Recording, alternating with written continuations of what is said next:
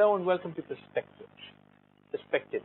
When we were discussing what to name the show, I had a web-based TV show called Perspectives, so I brought that name here. But it has been an interesting name.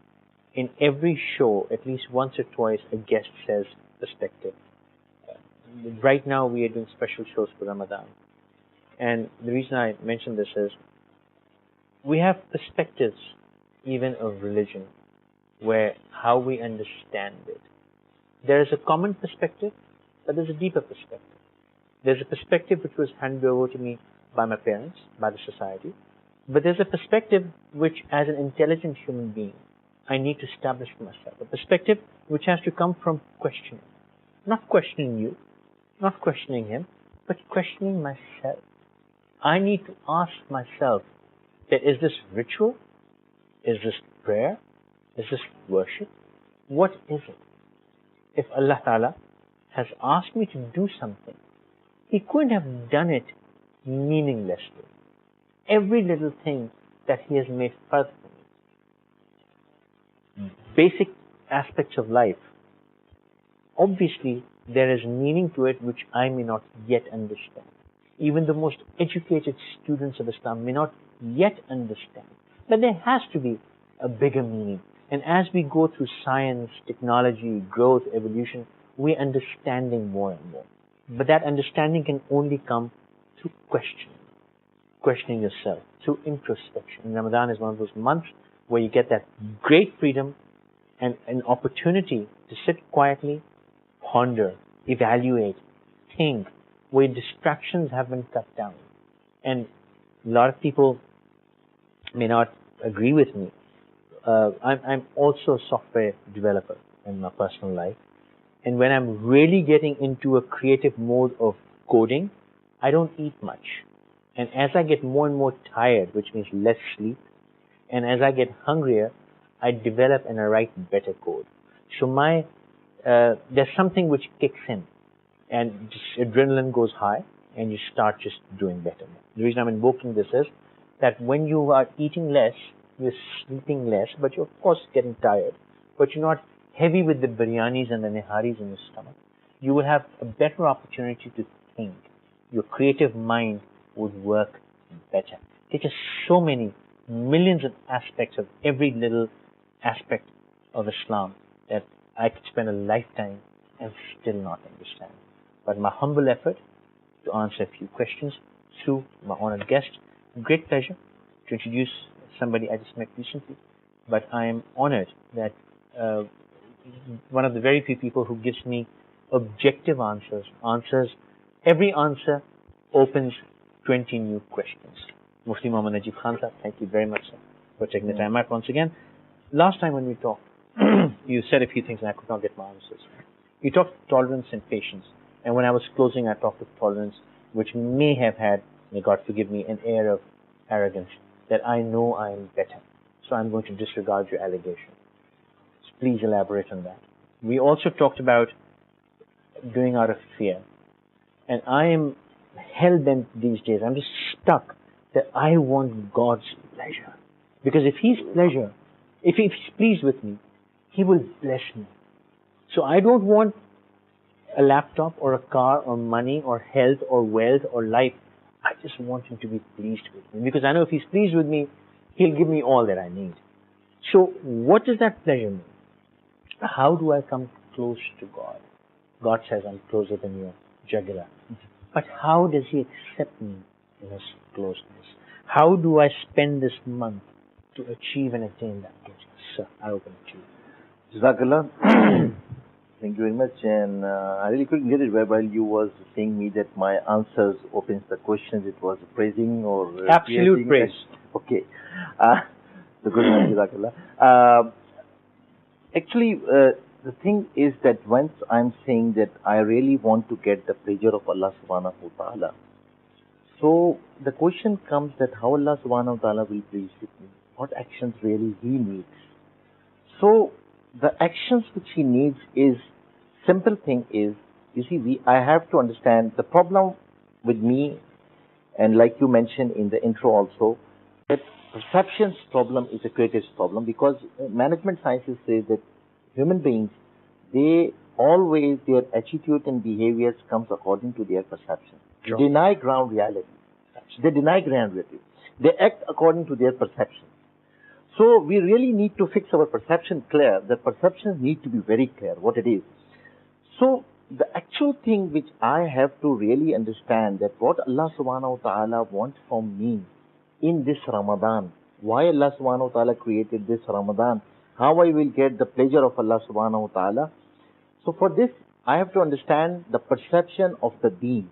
Perception of deen which we normally have, specifically I am talking about in our subcontinent, that we think that deen is the name of these rituals. And other than this one, this is my personal life.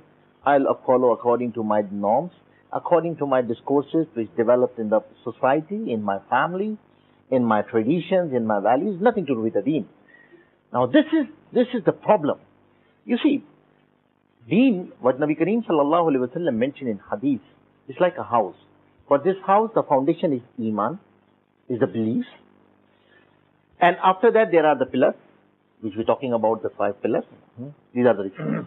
But the roof of these pillars is your good conduct and manners. There is a plot of a land, and the foundation we will not consider as a house. And the foundation with the pillars we will not consider as a house. Yes, foundation is there, pillars are there, and there is a good roof is there. Now we will see, okay, now this is a house, someone can get rest from here. So if Muslim is really want to make others rest, so it has to have a roof of akhlaq and manners. Now how these akhlaq and manners will develop? When these akhlaq and manners will develop, then the others people will happy with me, then Allah will happy with me. And Allah subhanahu wa ta'ala will happy when I will follow one way, what Allah subhanahu wa ta'ala said, in kuntum tuhibbun Allah, if you think that you love Allah, Allah subhanahu wa ta'ala saying, if you are proclaiming that you love Allah, in kuntum tuhibbun Allah, fattabi'uni. So, O Prophet Muhammad sallallahu alaihi wasallam, you say to these people that follow me. If you really proclaiming, follow me. So follow me is not only the following in rituals. Following is good conduct also. Absolutely. Following in the manners also. Following in the public dealings also. Following in the business also. Following in the family life also. How Nabi Kareem sallallahu alaihi wasallam was, what was the Nabi Kareem sallallahu alaihi wasallam was behavior? You see, and I was just reading yesterday and I was astonished to see this one. One narration came from one Sahabi, and he picturized Nabi Kareem sallallahu alaihi wasallam when he was sitting in Masjid al-Nabawi. And he was deep sorrow, and he was worried, and things like that he was really worried. While he was praying, he was weeping. And another narrator is Aisha radiallahu ta'ala. And somebody asked that how Nabi Kareem sallallahu alaihi wasallam was in a house. And she said, when Nabi Kareem sallallahu alaihi wasallam used to enter in a house, he was smiling, he used to smile. And if I was engaged in any housework, he used to help me. He used to help me. If I was washing, so he used to wash the pots. And myself, with my friends, I'm laughing and things. And enter in a house, like dictator is coming. Oh, everybody shut down, man. The boys go here and there. The dad is coming. The boss is here. 180 degrees different. God forbid we never help the woman. We never help the woman. You see how many times I have been sweeping the house and washing and this is also a sunnah. No? Where is the life in a house? And what Nabi Kareem sallallahu alaihi wasallam said, in the weighing scale of mahshar, in the weighing scale of qiyamah, at the day of judgment, what will be the first deed which will come in this weighing scale? That will be your conduct with your family. Not salat, not umrah, not hajj. Your conduct with your family, that will be weighing first. How you good with your family. How good you with your family. And you are good in your salat. He is disturbed. They are annoyed with you. The brothers and sisters are annoyed with you. Your neighbors, they make dua, Allah, when we will get rid from this fellow. And everybody is worried. And you are, no, I am very pious. So this proclaiming of self-righteousness, you will not get the pleasure of this one. Allah wants a person who can help the family of Allah. Who is Ayalullah? Who is family? All this creature is the family of Allah subhanahu wa ta'ala. So I have to develop, this is the month of Ramadan. I have to develop this good conduct, this manners. Yes, your question is again remaining. that why I have to follow. I have to follow. Use the meaning of ibadah. Meaning of ibadah. That abid, your pivotal role on which your whole roles are coming. Whether your mandatory role, your elective role, being your father, how evaluated in front of Allah. Who is a good father? Who is a abid? Who is a Abdullah? He is a good father. Who is the good brother? If he is a Abdullah, he is a good brother. Who is a good trader? If he is a Abdullah, Abdiyat. Because Allah subhanahu wa ta'ala says, خَلَقْتُ الْإِنسَانَ وَالْجِنَّ لِيَعْبُدُونَ. Allah subhanahu wa ta'ala says, مَا خَلَقْتُ الْجِنَّ وَالْإِنسَ إِلَّا لِيَعْبُدُونَ. Allah subhanahu wa ta'ala created for the worshipping. Worshipping is not only the rituals. Worshipping means to follow Allah subhanahu wa ta'ala in all 24 hours, in every single moment of life, because the love and greatness of Allah subhanahu wa ta'ala which you have inside. Not just saying saying of the prayers only. Not just saying of the prayers. So when you are saying that 24 hours is the deen, your sleeping is deen, your drinking is deen, you're playing with your children is deen, you're playing with your wife, this is the deen, everything is deen. Everything is not only. So how this good conduct will come in me? For me, in mosque, I'm a very good Muslim. I'm a very good Muslim. Beloved, but I'm sitting in a shop, I think, no, this is the norms, man. Yes, even this is from the, where made in, even I know this is not made in Japan. No, yeah, it is made in Japan and this. Now this lying, I'm thinking, no, this is norms, man. This is cheating. This is marketing. What do you want? This is Pakistan. Even you go outside also. Now this problem is coming from the West also. Because we are coming from such a education system is coming where competition, where cheating, where all these things comes in the norms and discourses. When these norms and discourses comes, that makes a problem. Now this is demolishing our perception of deen. So I think so, through your program, my advice will be that we really correct our perception of deen in this Ramadan. We want to achieve the pleasure? Never will come pleasure unless my akhlaq will be good, my manners will be good, my good conduct with my all roles of my life. All roles, mandatory also, elective also, yes. And also I have to evaluate. If I really want to get the pleasure of Allah subhanahu wa ta'ala, I must evaluate in each role the minimum performance level which Allah wants from me. MPLs, decide your MPL, sit down, write it down your MPL. Being a father, what's my MPL in front of Allah subhanahu wa ta'ala? Being a son, what's my MPL in front of Allah subhanahu wa ta'ala? Being a husband, what's MPL? What Allah wants? Good husband. How Allah wants good brother? How Allah wants good teacher? How Allah wants good trader? A good citizen. Good citizen. How Allah wants good citizen? How Allah wants?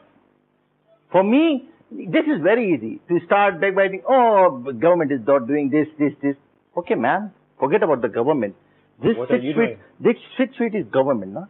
My eye department is not governed by Islamabad. My eye department governed by me from here. Here, your interior ministry is here. Now you don't have to. The Prime Minister doesn't tell you to misbehave. The Prime Minister doesn't tell you how you behave, man. You're here, no? Your tongue is in your control. Your ears are in your control. Your mind is in your control. How you are implementing this commandments of Allah subhanahu wa ta'ala in your government, which is in your control. To blame, this blame game is very easy. At the day of judgment, when asked why you did this, you can't say because I had such and such Prime Minister. Such a president, and such a government, and you know that the budget came, and that after this fight, after budget, the Ramzan came, they fight. No, forget about it. And this is the problem which I always used to advise my youth, and for myself also. Even this one, in this program, always I'm saying, my years are closer than your years, or for the 3 years of the audience. It's for myself also. Reconciliation for myself also. You see, sometimes in our very close roles, especially in the family roles, in Ramadan we must evaluate these ones. I change my attitude and behavior just because of the attitude of the counterparty. Because counterparty is not doing good, so my attitude changed. My children are not good, so I'm like this. My wife is not good, so I'm like this. My neighbor is not good, I'm like this. I used to say, Allah will not ask about your counterparty in you. He'll not ask that how your wife was with you. You got the increment or not? How much was salary? Allah will not. Allah will ask whether it come from the halal means. You spent in the halal way. How much it was? There was no question about it. This one. What you did, Mr. Najeeb, what you did being a father, what you did being a husband, what you did being a teacher, what your students did with you, this question will not be from me, man. Don't waste your whole life just because of the counterparty. It will never been asked from you. I always say you will not be questioned for what happens to you. Yes. You'll be questioned how you react. How you reacted. And this is the problem, how we reacted. Now this, when I'm reacting, while I am reacting, so I must ask for myself, like you mentioned in your program also. So when I'm reacting and somebody is teasing me or somebody is saying to me, you just tell me that he cannot do anything. He can't do anything, man. Why I have to react? When I will react, so I will degrade myself in front of Allah subhanahu wa ta'ala. Allah will not be happy. And He will make a bigger joke out of it. And He will make a bigger joke on it. He will make a bigger joke. Now this type of reconciliation, this is the month of Ramadan for this one. Sit down, man, sit down. See your roles. Evaluate your roles of life, whether they are the mandatory roles or whether they are the elective roles. Set your MPLs. Set it down your MPLs. Ask yourself, how many times you rang your sister? How many times your brother-in-law? How many times your uncle? Did you ask from others in Ramadan also? Is there any sick in the family? Is there any sick in my society? Is there any sick in my street? Is there my neighbors are sick? Is there anything I can do for anyone? I can do for anyone. Just ask. I always advise people that do this little exercise, and maybe Ramadan is a good time for this. Just sit quietly and imagine that the end has come, and you're facing God. Yeah. And you will be asked why you did this. So what will be your answer? Yeah. Just think. That's great. What will you tell God? Yeah. You know, in our tasawwuf, they normally have the spiritual medications. They normally call it muraqabatul maut. Mm-hmm. In muraqabatul maut, this is the medication. Okay. You sit down daily, 5 minutes, think that, okay, the angel of the death is coming. Now people are crying around me and he's taking my soul. I'm going out and now I'm standing in front of Allah subhanahu wa ta'ala. Now Allah will ask me where you spend your youth, from where you are. Now what is my answers are. So every time you think, why this thing is coming? Always realization of this thing that I am sitting in a transit lounge. I'm not on destination, man. Don't behave like a destination, people. You are a transit. Never behave in such a casual behavior that you're going to miss out your flight. No matter how beautiful transit get on the wrong flight. Yeah, or you get the wrong flight. Or you get the wrong flight because of your unusual behavior in transit lounge. This is transit lounge, man. This is the transit. It's not forever. Forever, eternal things are coming on destination. All prophets came with this vision. They gave you this vision. Prophets came for this visioning. So this Ramzan is for my self-visioning. Whether my behavior in this world is like a traveler, like a person who is sitting in a transit lounge, or like a person who is sitting on a destination. So normally, if I will evaluate myself, I will find this one.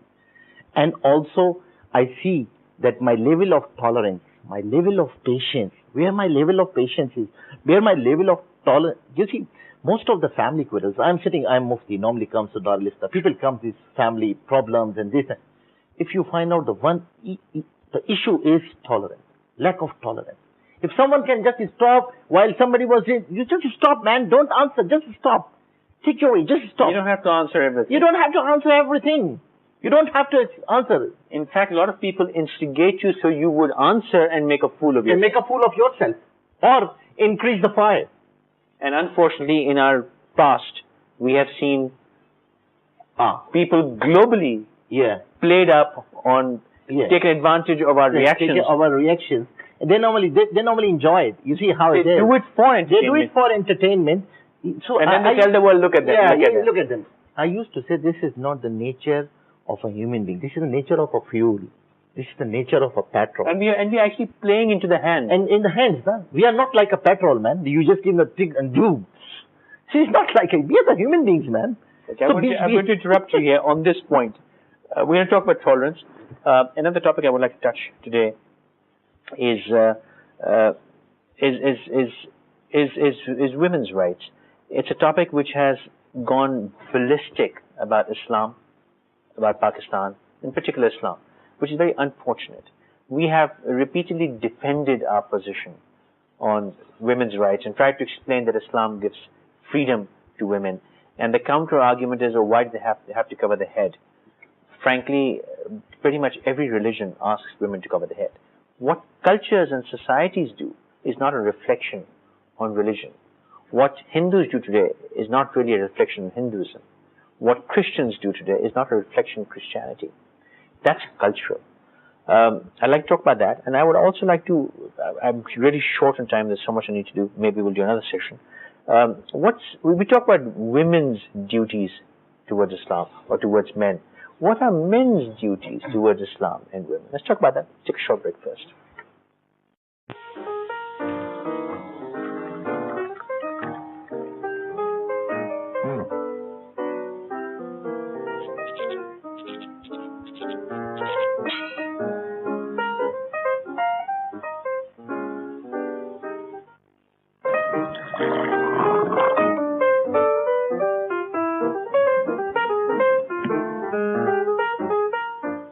Thanks for staying with us, watching Perspectives.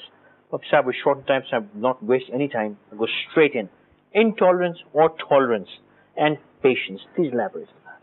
You see, patience and tolerance. Patience, sometimes something unusual comes to you, and something which you don't like it, and happens to you. So you just be patient. You don't react, and this is called the sabr. The most important thing is not only at the time of suffering or at the time of problems. This is the sabr. Sabr is also be steadfastness on the worship of Allah subhanahu wa ta'ala. To follow the commandments is also a patience, is a part of a patience. So whenever you will go and you will invite the people or you will worship, there the problems will come, there issues will come. So be patient. Here the meaning is be steadfast. Even in your good conduct, be steadfast. This is also sabr. If I may take a very, very basic example, if you're standing on a red light and nobody else is standing, it's okay. You still stand in the red light.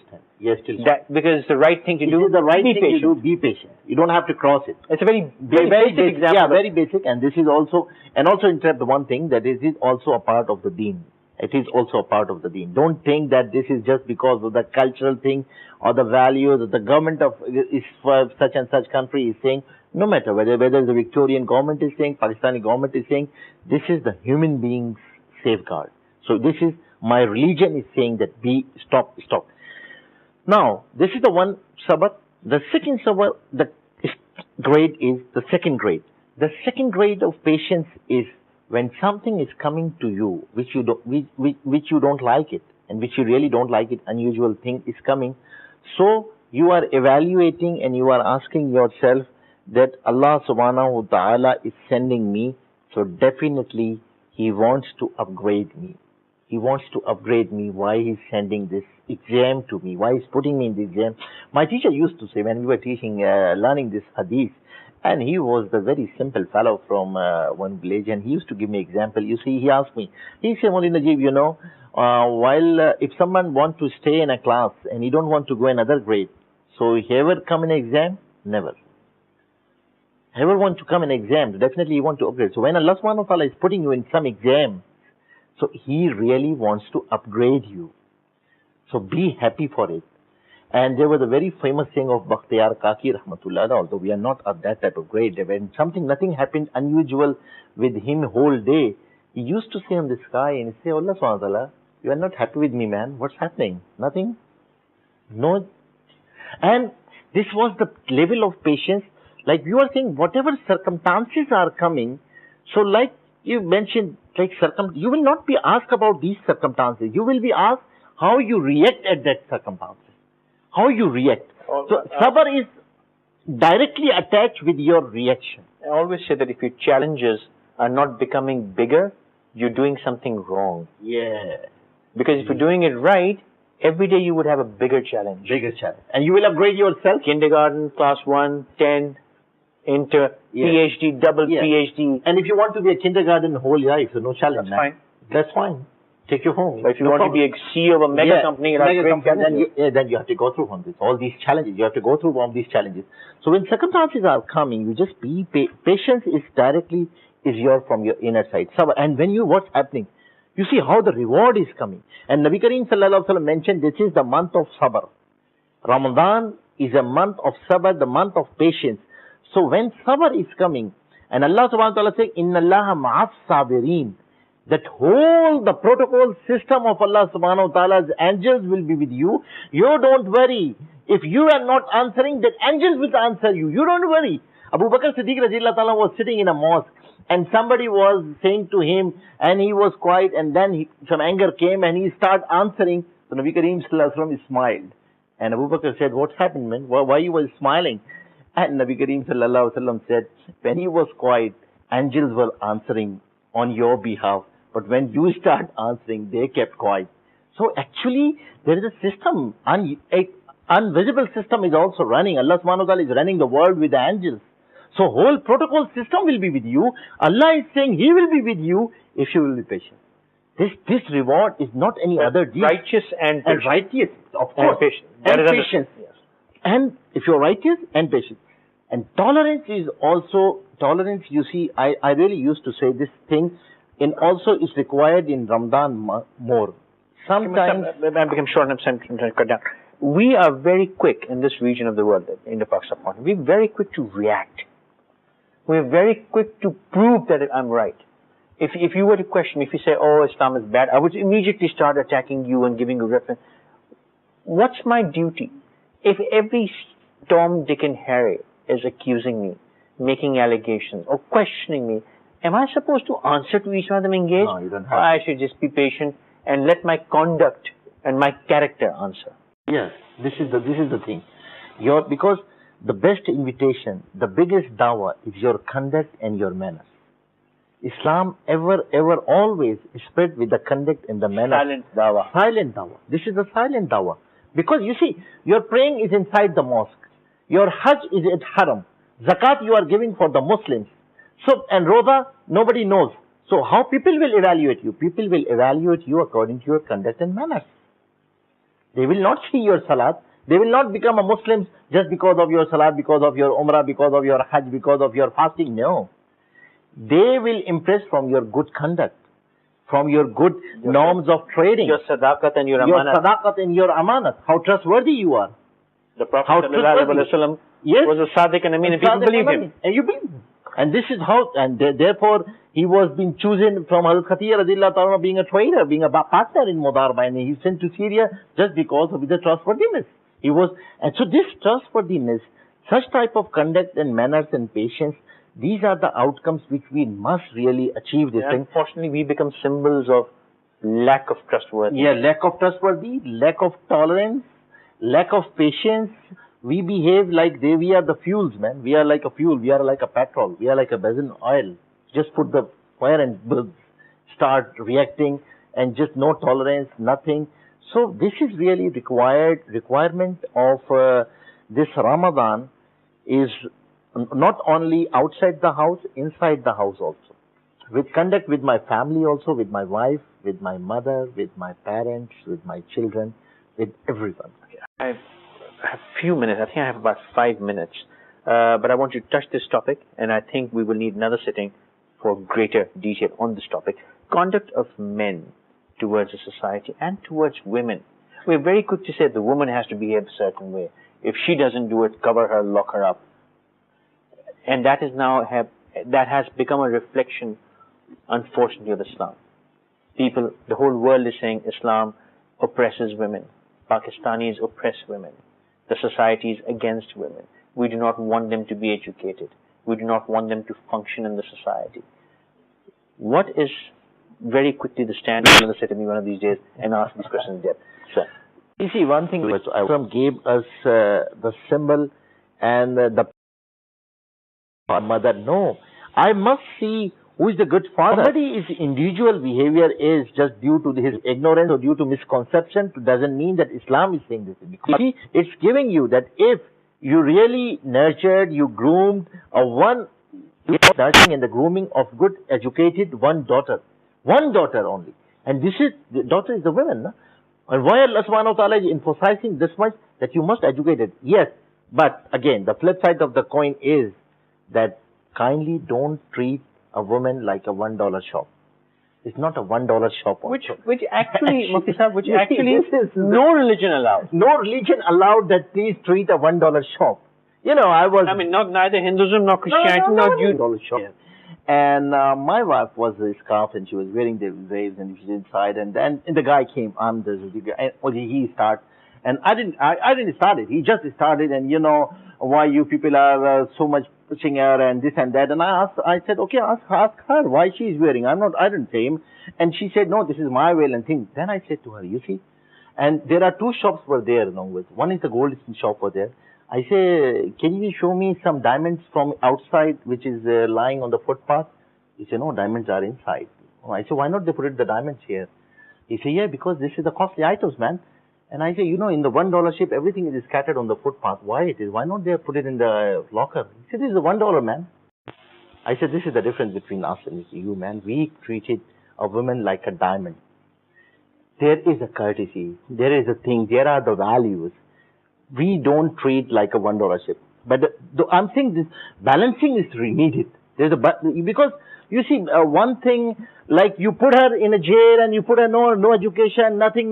This is no Islam. This is not a single religion allows this thing. Protecting her, elevating her, protecting her, give her the good living. This is your responsibility. You are the guardian. This is your responsibility. Not the owner. She is not a slave. You are the guardian. Actually, we are the slaves. Yeah. We have the responsibility to provide. In which perception you are taking every perception. At least in India, Pakistan, Eastern men are slaves. Yeah. We get the beating. So, but this is, you are right, correctly, 100% right. This is the misconception.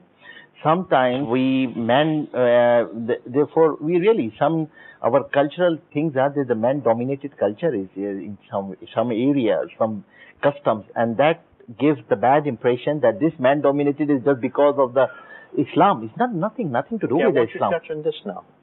See, you raise questions. Is Islam a male-dominated religion, steered towards men, and women are just an auxiliary existence? No. You can't say this thing. If it is, then why under the feet of mother is the Jannah? Why not under the feet of the father? In the end, you will be called by your mother's name, not your father's name. Why? Why it is? The level of mother, and Nabi Kareem sallallahu alaihi wasallam said, even when I'm praying Isha, and my mother will call me, I will break the salat and I will go to follow her. Why? If it is man-dominated, what these are things are. You see, that's what I'm saying, that needs to be screen out our perceptions. What individuals say is not Islam. Islam is Islam. What it says, Islam, what says it? And unfortunately, what Islam actually says is not projected. Yes, is not projected properly. Not always evaluate the universities just because of the graduates, the people who graduated from there. No? Otherwise, you will never send your child to any university. You evaluate university in their faculties, according to their faculties. It's not up to you what you take out of it. What you take from there. It's up to you, man. Not from there. This lack of projection, I want you to take, just again, I'm opening these topics for larger discussion. Media is a very important tool today for projection, propagation of opinion. Yes. Are we doing a fair job in using our media for better projection of who we really are? Or maybe we're making a mistake in showing the world what they want to see and just... No, we are doing some mistakes here. We are supplying according to the demand. We are not creating demand. And this is my thing is that we don't be a tool of somebody else's vision. Right now, media is a tool of somebody else's vision. And they are thinking that we have our own vision, but sorry. They are totally a tool of somebody else's vision. They are using it, they are happy, and they are using it, they are molding it, so if you really want to project a proper Islam, we want to develop our discourses. So we need a proactive approach. We need a strategic approach for it. A logical, scientific approach. And this is the approach is there. Now people know, so much research being done how discourses being developed. How you have to develop your discourses. Media is the greatest tool to develop these discourses. But right now, unfortunate part of the picture is that we are the tool of somebody else's vision. We don't have our own vision. when you don't have your own vision. So definitely you will be the tool of somebody else's vision, and very righteously you will follow somebody else's vision. Last quick question. You use the word discourse. We generally are very averse to any discussion. I'm a Muslim, I'm better than you, you're a fool, I will not discuss. What does Quran, Allah Ta'ala say about this attitude? You see, what mentioned in Hadith, knowledge is a lost treasure of a moment. From where he can get it, he get it. He must get it. Listen to everyone. Listen to everyone, but yes, before starting listening, you must start doing your due diligence, make your perception clear. And if you are going in a puzzled manner, you already puzzled, and you are start listening from others, then you will be discarded, man. You will be gone. If you haven't introspected and asked a question, yes, you will be gone. You're gone. You have to be rock solid. You have to be rock. First, you make your foundation. Go ask proper things, and this is the problem. And learn from the learner scholars. You want to be a doctor? Never go in engineering college. Don't try to be. And the problem here, we normally say that self-medication is a crime. I used to say self-meditation is also a crime. Self-medication takes you in a death, but self-meditation takes you in a hell. Because this is the problem. So must get it. Thank you very much for taking time out. Unfortunately, time is short. We will need another sitting. I think a lot has been said and a lot needs to be said. These are special shows we're doing for Ramadan, and my purpose of these shows is to introspect, to get deeper meanings, go beyond the obvious typical questions we ask on media. What I'm hoping is that in the process maybe I can come out a slightly better Muslim. I can't call myself a moment, but maybe a step closer. And in that journey, I hope you come along with us. Until next time, good night.